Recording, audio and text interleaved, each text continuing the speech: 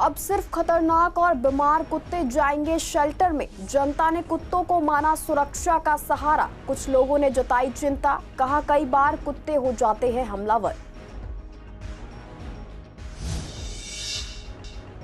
गांधीनगर बाजार को विश्व स्तरीय बनाने का लक्ष्य। सीएम ने 15 करोड़ रुपए का फंड जारी करने का किया ऐलान। अरविंदर सिंह लवली को बताया यमुना पार का सीएम। विवेक विहार में लूट करने वाले नकली सीबीआई गिरोह का भंडाफोड़। 3 आरोपी गिरफ्तार, 1 करोड़ 25 लाख रुपए बरामद। पुलिस बाकी आरोपियों की कर रही है तलाश।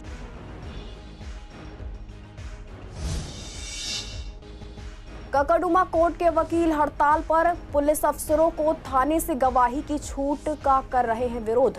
वकीलों ने कहा मांगे पूरी होने तक करेंगे हड़ताल।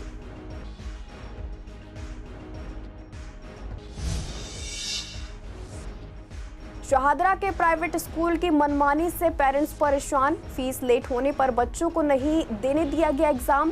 पेरेंट्स बोले ऑनलाइन फीस जमा करने के बाद भी वसूलते हैं चार्ज। स्कूल प्रशासन ने साधी चुप्पी, बात करने से किया इनकार। नमस्कार, आप देख रहे हैं सीसीएन डिजिटल। मैं हूं आपके साथ शिवानी तिवारी। स्वागत है आपका हमारे खास कार्यक्रम पूर्वी दिल्ली खास में। बुलेटिन की शुरुआत करते हैं कुछ खास खबरों के साथ। सुप्रीम कोर्ट ने शुक्रवार को आवारा कुत्तों को लेकर बड़ा फैसला सुनाया है। दरअसल पहले कोर्ट ने आदेश दिया था कि सभी आवारा कुत्तों को 8 हफ्तों के अंदर शेल्टर होम में शिफ्ट किया जाए। इस फैसले पर लोगों ने नाराजगी जताई थी क्योंकि दिल्ली में पर्याप्त शेल्टर होम उपलब्ध ही नहीं है। अब डॉग लवर्स की याचिका पर सुनवाई करते हुए सुप्रीम कोर्ट ने अपने पुराने फैसले में बदलाव किया। कोर्ट ने कहा कि केवल जानलेवा हमलावर कुत्तों को ही शेल्टर में रखा जाएगा। बाकी कुत्तों को पहले की तरह नसबंदी और टीकाकरण के बाद उसी जगह पर छोड़ दिया जाएगा। फैसले पर जब पूर्वी दिल्ली की जनता से बात की गई तो लोगों ने कहा कि आवारा कुत्ते अक्सर गलियों की सुरक्षा करते हैं और चोरी जैसी घटनाओं को रोकने में मददगार रहते हैं।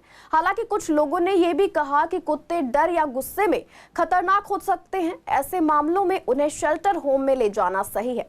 आरडब्ल्यूए से बीएस वोहरा ने कहा कि सुप्रीम कोर्ट का ये बदलाव जरूरी था। नसबंदी और टीकाकरण पहले भी होते थे और आगे भी जारी रहेंगे।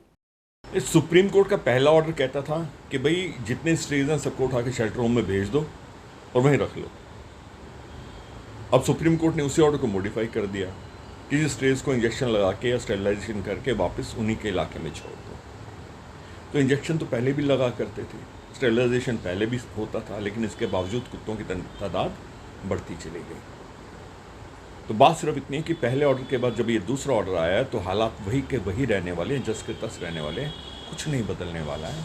इनका जो छोटे छोटे बच्चे निकलते हैं या कोई गाड़ी लेकर निकलता है उसका पीछा करते हैं ये, और उनके लिए घातक एक्सीडेंट हो जाए, कई बार बच्चे घायल हो जाएं और जो इनके हाथ लग गया उसको छोड़ देनी है। ये पोजीशन है इनकी। भाई ये तो उनकी बात है, अगर पड़ोसी कहते हैं सही है। ज़्यादातर तो मैंने ये देखा जो आवारा कुत्ते हैं उनका कोई केयर तो करता नहीं, उनको रोकता कोई नहीं, पकड़ता कोई नहीं। हाँ ठीक है, देखो गली में 1-2 कुत्ते तो रहने भी चाहिए। रात को गाड़ी उड़ी खड़ी होती है, परेशानी होती है, तो इसके लिए भोगते भी तो हैं वे कुत्ते। हमारे लिए तो सही है, हमारी गली में 1-2 कुत्ते ही हैं, ज़्यादा तो है नहीं। नुकसान देखो कि एक साथ कुत्तों को एक ही जेल में डाल दिया जाए तो ऐसे भी सकते हैं वो? एक साथ रहेंगे तो भोग भोग के ही मर जाएंगे, एक दूसरे से लड़ के ही। ये तो अच्छी बात तो है ही नहीं। जहाँ जिसके एरिया में रह रहे उसी में रहे तो ठीक है। कोर्ट के आदेश से सहमत है? नहीं सहमत है ना? उसे जो कुत्ते ना पकड़े तो सहमत है, पकड़वाएंगे तो ना सहमत है। कुत्तों का ना पकड़ा जाए। कुत्ते हमारे बहुत फायदे के लिए है। रात को कोई आता है, चोर आते हैं, उनको एकदम भौ भौ भौ भौ करते हैं कुत्ते। रियलिटी है कि अभी शेल्टर होम नहीं है। अभी शेल्टर होम बनाने में समय लगेगा और ये भी जान रखते हैं। हाँ कुछ परेशानियां हैं, जैसे मान लो ये किसी के पीछे भागते हैं तो उसको तो नहीं पता, ना इसको पता है, और ये काट लेते हैं या डर जाते हैं बच्चे, वो गिर जाते हैं।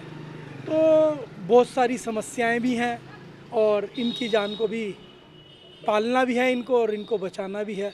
तो सभी चीज़ों को मद्देनज़र रखते हुए, इस चीज़ का ध्यान रखते हुए कि कैसे इनकी जान की भी रक्षा हो सके और जो काटा जाता है जैसे खतरनाक कुत्ते हैं उनका कोई इलाज करना चाहिए। दिल्ली की सीएम रेखा गुप्ता शुक्रवार को गांधीनगर बाजार में थोक रेडीमेड गारमेंट डीलर्स एसोसिएशन द्वारा आयोजित कार्यक्रम में शामिल हुई। हमले के बाद ये उनका पहला सार्वजनिक कार्यक्रम था, जहां उनके साथ लोकसभा सांसद हर्ष मल्होत्रा, गांधीनगर विधायक अरविंदर सिंह लवली, कृष्णानगर के विधायक डॉक्टर अनिल गोयल, स्थानीय निगम पार्षद और मार्केट एसोसिएशन के लोग मौजूद रहे। सीएम गुप्ता ने कार्यक्रम में 2 अहम घोषणाएं की। पहले उन्होंने अरविंदर सिंह लवली को यमुना पार विकास बोर्ड का चेयरमैन बनाते हुए उन्हें यमुना पार का सीएम बताया और कहा कि वे विकास से जुड़ी फाइलें और बजट लाएं, सरकार तुरंत मंजूरी देगी। दूसरा, उन्होंने गांधीनगर बाजार के लिए 15 करोड़ रुपए का फंड जारी करने का ऐलान किया, जिससे टूटी सड़कों का निर्माण, एलिवेटेड रोड के नीचे 1000 वाहनों की पार्किंग और नए शौचालय ब्लॉक बनाए जाएंगे। पार्किंग और सफाई की जिम्मेदारी NHAI को सौंपी जाएगी। साथ ही उन्होंने भरोसा दिलाया कि जल्द ही मां यमुना का अविरल रूप देखने को मिलेगा और गांधीनगर बाजार को विश्व स्तर पर ले जाने का लक्ष्य रखा गया है। उन्होंने अशोक बाजार के 50 साल पूरे होने पर कारोबारियों को बधाई भी दी। दिल्ली में DTC बसेस जो चलती थी, अभी इतनी पिछले सालों में उनके क्या रूट होने चाहिए, किन रूट पे वो बसेस चलनी चाहिए थी, बहुत ही बेतरतीब तरीके से वो अपना काम कर रही थी।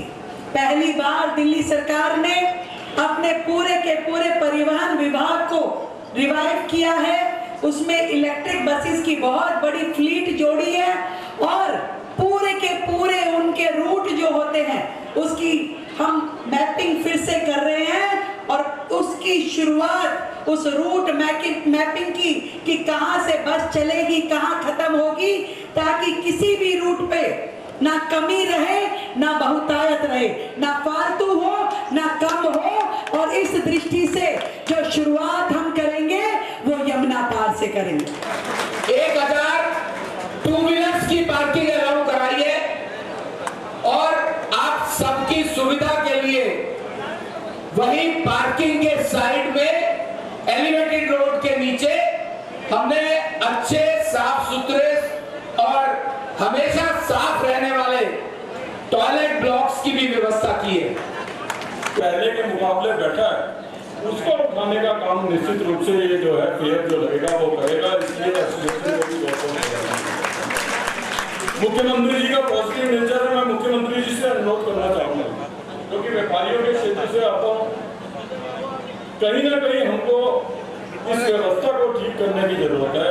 हमारी सरकार को आपके नेतृत्व के अंदर नरेंद्र मोदी जी, जिन्होंने हमें इतना सशक्त नेतृत्व दिल्ली के अंदर दिया, मैं समझता हूं कि हमको व्यापारियों के लिए जो है प्रगति के साथ खड़े होने की और उस वर्क कल्चर को चेंज करने की जरूरत है, जो कि व्यापारी सुखी होगा। आज एक्चुअली गांधीनगर एशिया के प्रमुख रेडीमेड गारमेंट्स बाज़ारों में से एक है, जिसे शायद सिंगल हब के अंदर गांधीनगर में 20,000 से ज़्यादा दुकानें हैं। आज अशोक बाज़ार, जो उनमें से एक एसोसिएशन है, उसका 50वें वर्ष के अंदर हम प्रवेश कर चुके हैं और इस 50वें वर्ष के प्रवेश में हमने वस्त्रिका 2025 के नाम से एक इवेंट ऑर्गेनाइज किया, जो इंडिया का पहला ओपन मार्केट गारमेंट फेयर है, जिसके अंदर हम पूरे देश से, विश्व से व्यापारियों को यहाँ बुला रहे हैं और उनको उनकी खरीदारी के ऊपर विशेष उपहार, गिफ्ट दिए जा रहे हैं। उस अवसर के विमोचन के लिए, उसके शुभारंभ के लिए आज मुख्यमंत्री साहिबा हमारे बीच गांधीनगर आई है। यमुना पार में सबसे ज़्यादा रेवेन्यू देता है और उस रेवेन्यू का लाभ जो है, उनका कहना यही था कि इस क्षेत्र की जनता के विकास के लिए करूँगी। और एक बात उन्होंने जो कही वो सिर्फ यही कही कि भाई यहाँ का जो माननीय प्रधान जी हैं, मैं तो ये समझती थी कि यहाँ का जो प्रधान जो है कोई उम्र दराज होंगे, किंतु यहाँ के प्रधान इतने एक्टिव हैं। विवेक विहार इलाके में पुलिस ने नकली CBI अधिकारी बनकर करोड़ों की लूट करने वाले गिरोह का पर्दाफाश किया है। ये मामला 19 अगस्त का है, जब गाजियाबाद निवासी मनप्रीत सिंह ने अपने दोस्त रविशंकर को 1 करोड़ 10 लाख रुपए घर से लाने के लिए कहा। जैसे ही रविशंकर पैसे लेकर निकले, नकली CBI अधिकारी बने 4 लोगों ने वॉकी टॉकी और नकली ID दिखाकर उनका बैग छीन लिया। इसके बाद आरोपी मनप्रीत के किराए के मकान पर पहुंचे और वहां मौजूद कर्मचारी को धमकाकर और पीटकर बाकी रखे रुपए भी लूट लिए। कुल मिलाकर करीब 2 करोड़ 5 लाख रुपए आरोपी लेकर फरार हो गए। पीड़ितों को आरोपियों ने अपनी कार में बैठाया और बाद में अलग अलग जगह छोड़ दिया।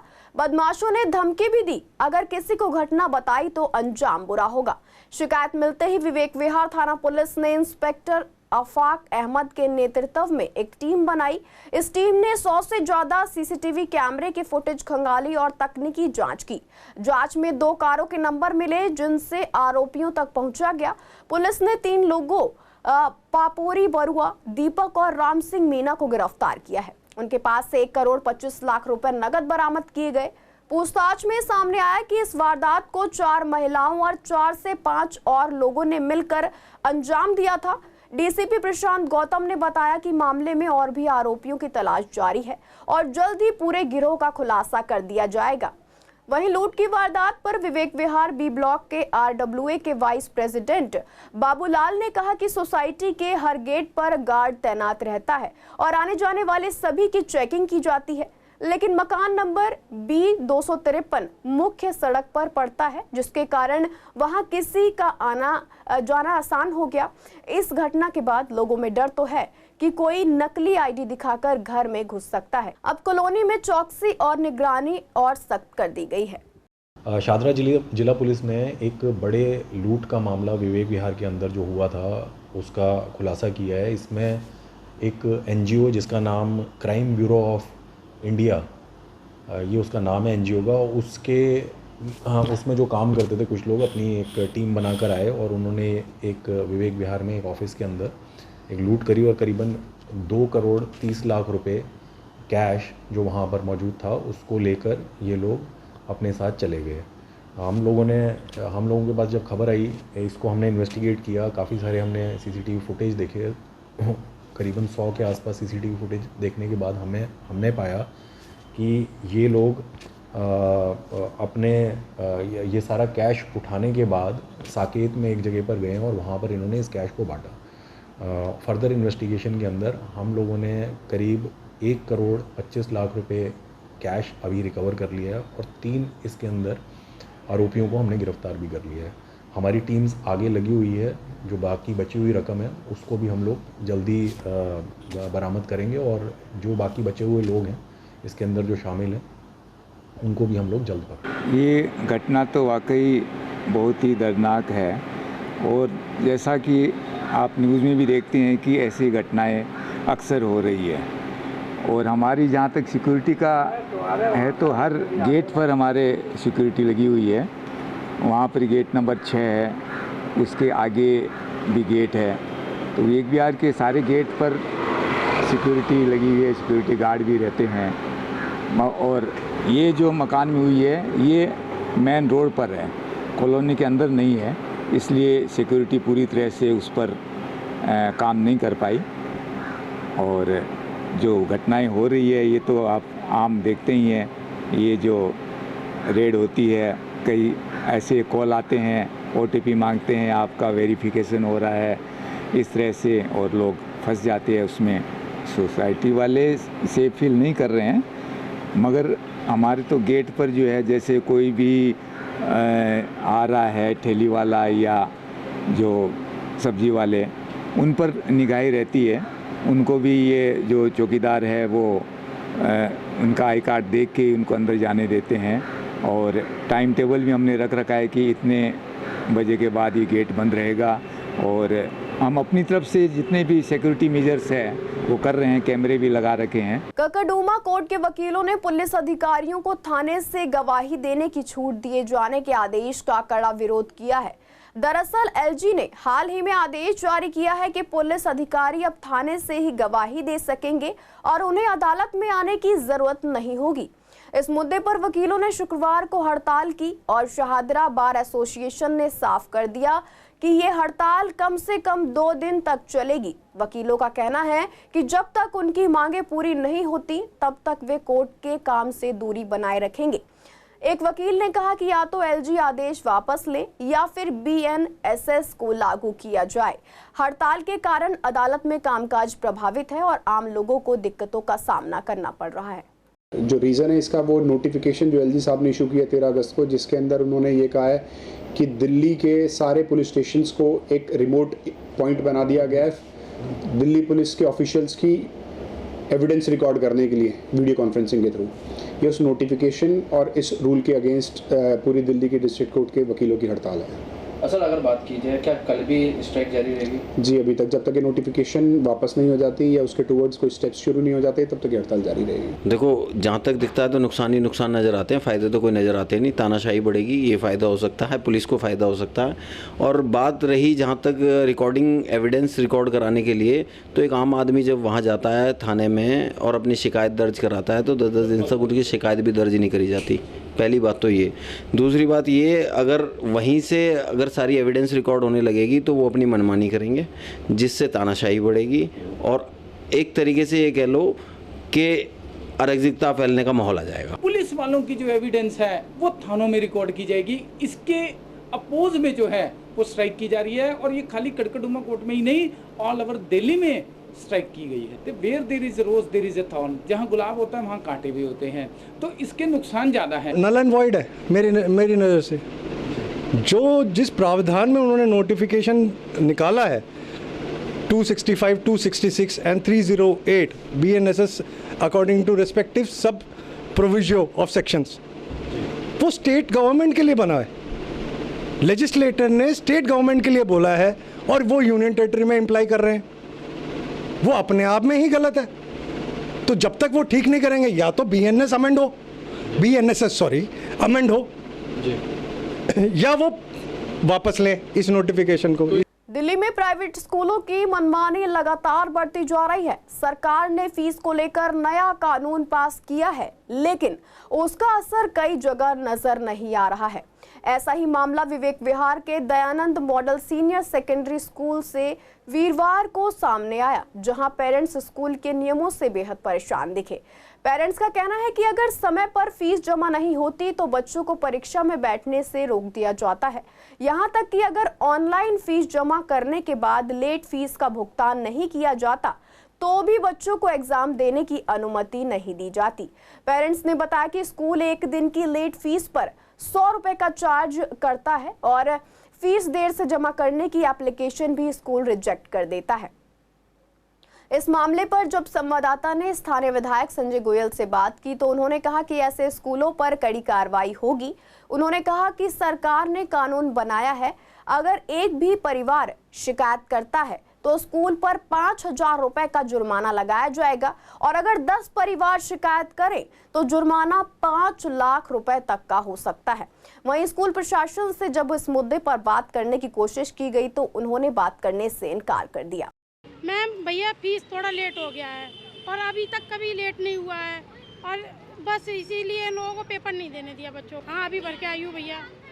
इन लोगों ने कहा पेपर नहीं देने देंगे। अब वो मैम की कोई गलती नहीं है, ऊपर से लोगों को ऑर्डर नहीं है ना भैया, तो मैम क्या कर सकती है इसमें। मेरा नाम सुप्रिया ओझा है, देहरा मॉडर्न स्कूल है। मेरे बच्चे की फ़ीस नहीं भरी गई थी, पर मैंने अपने बेटे को सुबह एप्लीकेशन लिख के दिया था कि मेरी आज मौसी की डेथ हो गई है तो मैं कल सुबह 11 बजे तक पे कर दूंगी, मेरे बच्चे का एग्ज़ाम मत रोकना। पर मेरे बच्चे का एग्ज़ाम दोनों रोके गए। मेरे बच्चों को मैंने बोला नीचे जाके बच्चे को फ़ोन करो कि भाई एग्ज़ाम दिया जाए, पर इन्होंने कोई कार्यवाही नहीं करी। मैंने फ़ोन किया फीस डिपार्टमेंट में, तब उन्होंने बोला मैडम आपने जो करना है कर लो, बच्चे का एग्ज़ाम नहीं होगा। बच्चे की फ़ीस 3 महीने की रुकी हुई है, अप्रैल मई जून की दी हुई है, ये जुलाई अगस्त सितंबर की पेंडिंग है। 3 महीने के लिए एक दिन के टाइम के लिए इन्होंने एग्ज़ाम नहीं होने दिया। इनका हर स्कूल में हर चीज़ में ये हो गया। और MVP है, अगर वो भरेंगे तो बच्चा हर चीज़ में पार्टिसिपेट करेगा, नहीं तो नहीं करेगा। इन्होंने एक ज़बरदस्ती का सौदा बना लिया। मेरा 5th C में है। मैं कल की बात ही है, मेरा एक दिन लेट थी फीस, मतलब 15 इनका जो है क्वार्टरली पहले होता था, क्वार्टरली में 15 तारीख को इनको जमा करना होता है। 15 तारीख की अगर 16 तारीख में 100 रुपये पेनल्टी इन्हें लगाई है। पेनल्टी के चलते में जो है इन्होंने बच्चे को एडमिट कार्ड कल दिया है, जब कल 100 रुपये इनके ही स्टाफ ने दिए कि हाँ कि ठीक है नहीं जमा कर रहे हैं तो हम दे देते हैं। तो ये कोई तरीका नहीं है, स्कूल का ये कोई व्यवहार नहीं है। बच्चों पर क्या असर पड़ता होगा कि यहाँ 100 रुपये के पीछे आप जो है बच्चे का एडमिट कार्ड। सर हमारी तो मतलब फीस रहती है रेगुलरी, हमने तो हमारे साथ तो ऐसा नहीं किया गया है, लेकिन ये है कि जैसे कुछ पेरेंट्स बताते हैं कि फीस का ना चार्ज लगता है, पेनल्टी लगती है 100 रुपीज़ नहीं, वन मतलब से 10th 1 से 10 के बीच होनी चाहिए अप्रैल में। तो जैसे इनका शायद 15 दिन का फॉर्म में था, तो उसके बाद 100 रुपीज़ चार्ज होगा, ये नहीं पता वो पर है, क्योंकि हम लोग हर साल ईयरली कराते हैं, पूरे साल की जमा करते हैं। तो कैसा लगता है अगर बच्चे की? देखिए, ऐसे सभी स्कूलों के खिलाफ दिल्ली की सरकार एक्शन लेगी, क्योंकि अभी हमने शिक्षा पर एक विधेयक आया है जो कि दिल्ली विधानसभा में सर्वसम्मति से पास हुआ, और हमारी दिल्ली की यशस्वी मुख्यमंत्री श्रीमती रेखा गुप्ता जी और साथ में हमारे माननीय शिक्षा मंत्री श्री आशीष सूद जी और के माध्यम से पूरे दिल्ली के अंदर एक सभी स्कूलों को संदेश दिया गया है, यदि आप स्कूल की फ़ीस बढ़ाएंगे मनमानी के साथ में वो नहीं बढ़ा सकते, और उसके लिए त्रिस्तरीय कमेटी बनाई गई। और ऐसे कुछ विद्यालय ऐसे हैं जो बच्चों के पेरेंट्स समय पर फीस नहीं दे पाते, कारण कई होते हैं, कई बार समय बीच में ही नौकरी का हट जाना या व्यापार में नुकसान हो जाना, और उनको यूटी टेस्ट में या यूनिट टेस्ट हैं या आपके जो टेस्ट होते हैं विद्यालय के, उनमें ना बैठने देना या शिक्षा क्लास में ना बैठने देना, उनके खिलाफ एक्शन दिल्ली की सरकार लेगी। और ऐसी एक शिकायत मान लीजिए आती है तो 50,000 रुपये उसका पहला फ़ाइन होगा, दूसरा यदि इस तरह के 10 पेरेंट ने शिकायत करी तो 5 लाख रुपए तक का एक्शन होगा, और साथ में उनके मान्यता को भी रद्द किया जाएगा। तो मैं आपके माध्यम से भी सभी स्कूलों के मैनेजमेंट के लोगों को ये बताना चाहता हूँ कि अब नया शिक्षा नीति के हिसाब से, शिक्षा अधिनियम के हिसाब से आपको व्यवस्थाएं करनी होंगी, क्योंकि आपका स्कूल इन्हीं पेरेंट्स के से चलता है, और आपका रिस्पॉन्सिबिलिटी है, ड्यूटी है कि उनके पेरेंट्स का सम्मान करें। यदि आप सम्मान नहीं करेंगे तो आप अपने ऊपर कार्रवाई के लिए तैयार रहें। गांधीनगर इलाके से एक अनोखा मामला सामने आया है। यहां शहादरा के पूर्व जिला अध्यक्ष और लंबे समय से बीजेपी कार्यकर्ता रहे 60 साल के प्रवीण शर्मा ने सीएम रेखा गुप्ता के कार्यक्रम में अचानक हाई वोल्टेज ड्रामा कर दिया। जानकारी के मुताबिक प्रवीण शर्मा को कार्यक्रम के मंच पर नहीं बुलाया गया, जिससे वे नाराज हो गए। उन्होंने बैरिकेड्स के पीछे से जोर जोर से नारेबाजी शुरू कर दी और कहा कि उनकी आवाज सीएम तक पहुंचनी चाहिए। अचानक हुई इस घटना से कुछ देर के लिए हलचल मच गई, लेकिन पुलिस ने तुरंत उन्हें पकड़कर वहां से हटा दिया।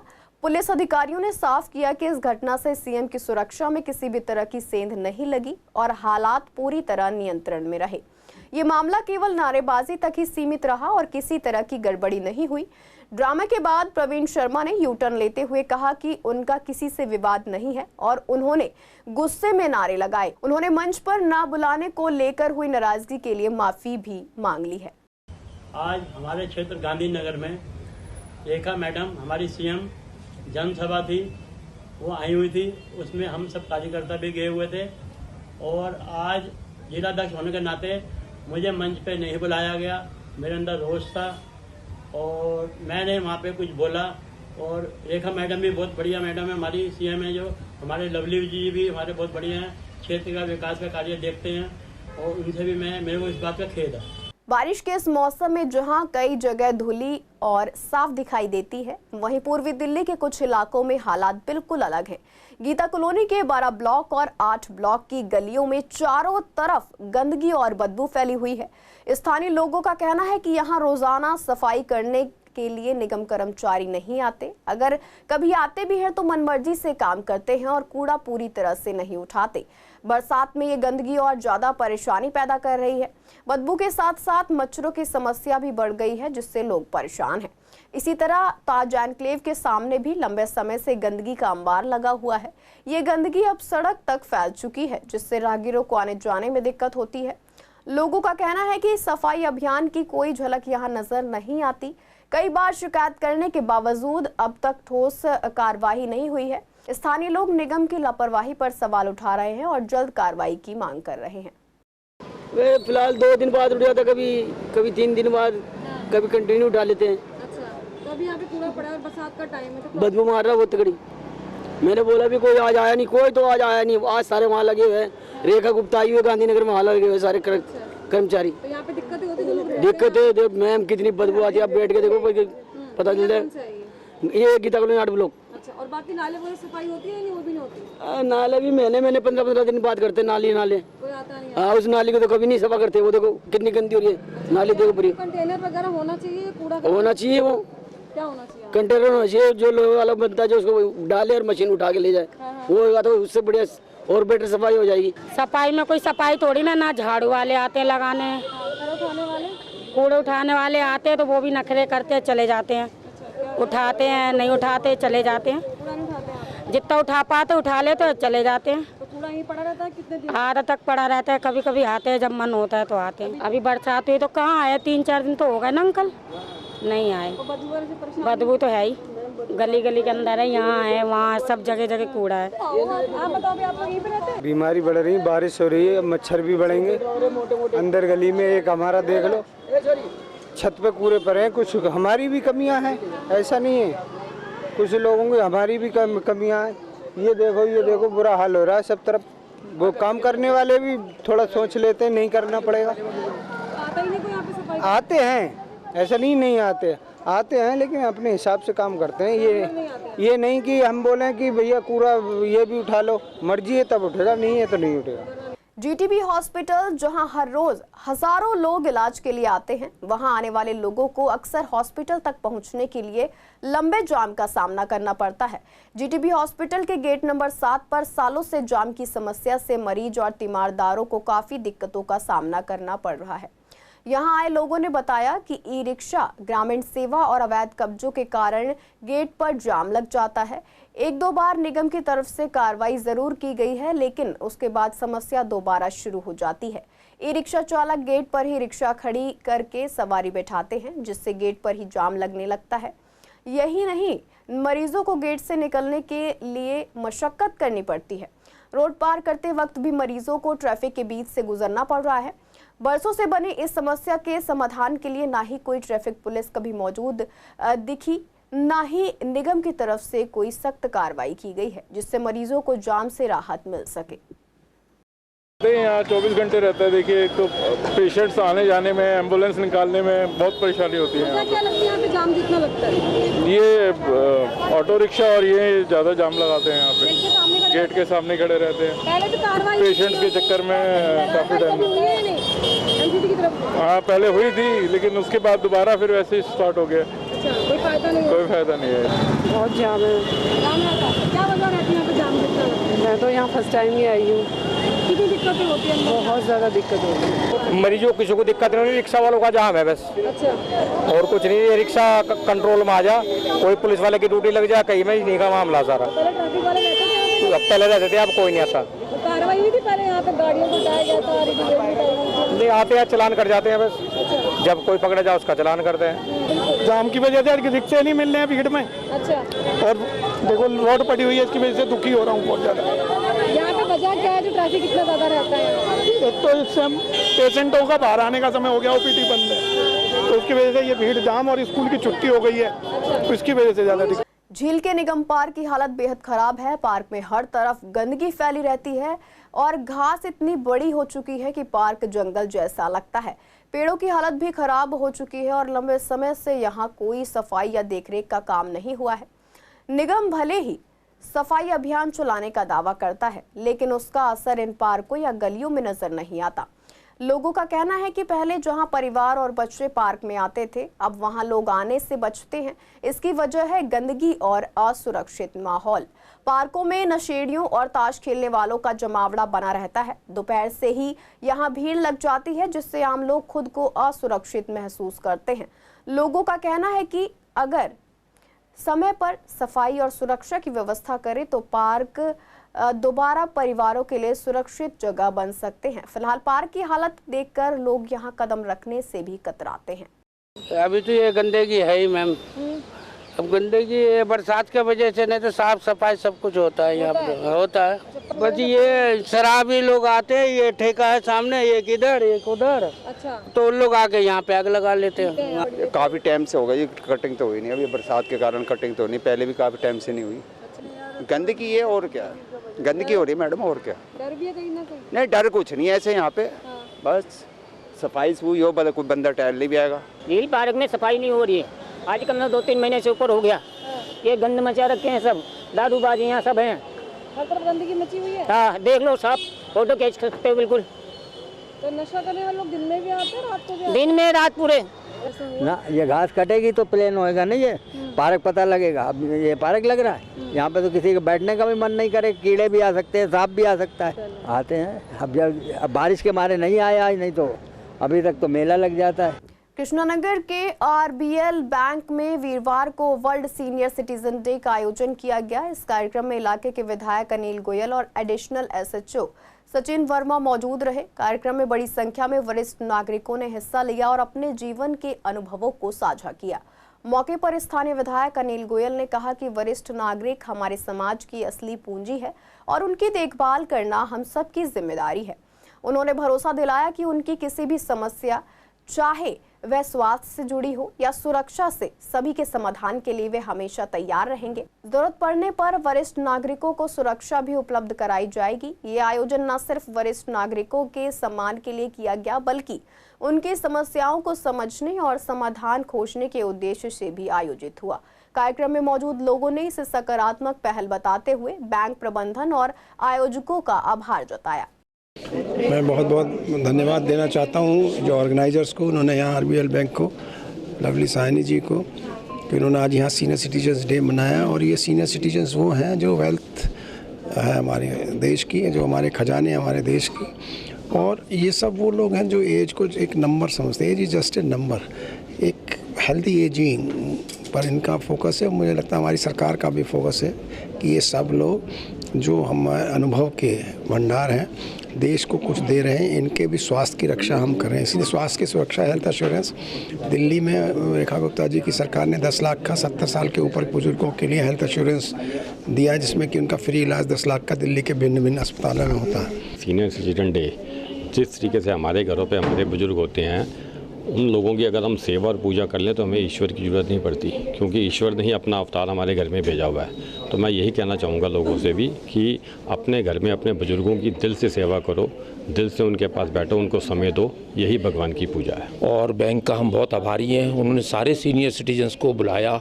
हमारे बीच में डॉक्टर गोयल साहब बैठे हुए हैं, एडिशनल SHO साहब हैं। इन सब ने जो है टाइम टू टाइम जो सरकार की सीनियर सिटीजन्स के बारे में जो डिसीजन लिए जा रहे हैं उससे अवगत कराया। और हम बैंक को बहुत बहुत बधाई देना चाहते हैं। और हमें जो धरोहर है हम सीनियर सिटीजन जो है समाज की, तो उनके ऊपर सरकार का भी विशेष ध्यान रहना चाहिए। और बाकी जो है जो स्कीम्स चल रही है उनको टाइम टू टाइम उन तक पहुंचनी चाहिए। बिल्कुल होती होगी, उसी को हम पता करने के लिए इस डे को सेलिब्रेट कर रहे हैं, जो कि बहुत सारा हमें न्यू वो मिले हैं कि क्या करना चाहिए बैंक में अगर कोई आता है तो। बाकी डॉक्टर साहब और अरोड़ा जी के सहयोग से हमने इस प्रोग्राम को सक्सेसफुली आज कर लिया है, आगे भी इसको कंटिन्यू करते रहेंगे। आज तक कृष्णानगर में बुजुर्गों के लिए इतना सम्मान और बुजुर्गों के लिए ये तैयारी करना और इनके लिए ये प्रयास करना, वो एक अपनी जगह है। एक बैंक ने, पूरी मैनेजमेंट ने ये सोचा, हमारे लिए इतना ही बहुत बड़ा काम है। वैसे इंटरनेशनल सीनियर सिटीजन डे है और RBL बैंक वालों ने सारे सीनियर्स को अपने यहाँ इनवाइट करके उनको सम्मानित किया है। और आई थिंक उन्होंने ये बहुत अच्छा प्रयास है ताकि हम सीनियर सिटीज़न आपस में मिलें और हमारे अनुभव और हमने जो समाज के लिए कार्यक्रम किए हैं उनसे वो लोग कुछ सीखें। फिलहाल के लिए पूर्वी दिल्ली खास में इतना ही। ऐसी तमाम अपडेट्स के लिए बने रहिए CCN डिजिटल के साथ।